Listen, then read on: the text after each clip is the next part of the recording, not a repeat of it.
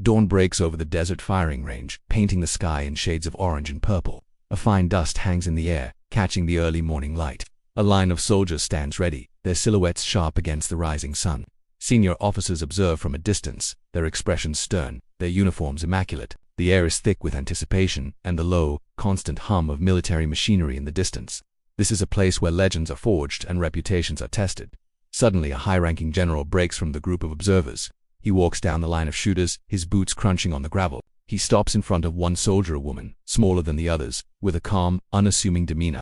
In his hands, he carries a beast of a weapon, a .50 caliber Barrett M82, its massive frame gleaming in the dawn. He holds it out to her. A ripple of disbelief spreads through the ranks. Whispers start to fly.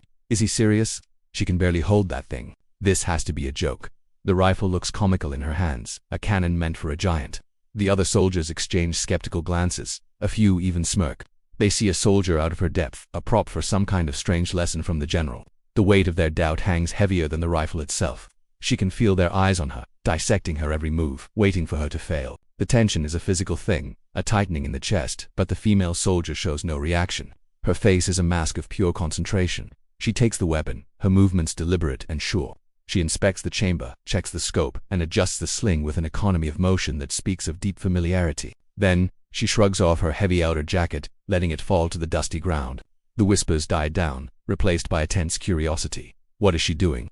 As the jacket falls away, a small patch on her uniform is revealed. It's an elite sniper unit badge. The insignia is unmistakable, a symbol of legendary skill, rarely ever seen in person. It's a mark of the best, a ghost on the battlefield. The world seems to grind to a halt, the smirks vanish. The general, who knew all along, allows himself a ghost of a smile. The other officers snap to attention, their posture rigid with sudden profound respect. The whispering is gone, replaced by a silence so complete you could hear a pin drop. In that silence we see flashes of her past, a target a mile away in the shimmering desert heat, falling silently, a tense Overwatch mission from a shattered rooftop in a war-torn city. Her calm breathing the only sound, grueling trek through a blizzard in snow-covered mountains, the cold biting at her face as she holds her position for days, endless hours on the range, mastering the science of wind, distance and gravity, every breath controlled, every heartbeat steady. This isn't a test for her. This is just another Tuesday. Back in the present, she settles into her stance. The massive rifle now looks like a natural extension of her body.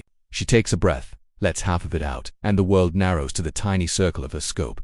Time slows down. Her finger gently squeezes the trigger. The roar of the .50 caliber shatters the silence, a thunderclap rolling across the desert. For a split second, everyone flinches from the raw power. Then, all eyes snap to the distant target. A perfect impact, dead center. A puff of dust marks the hit.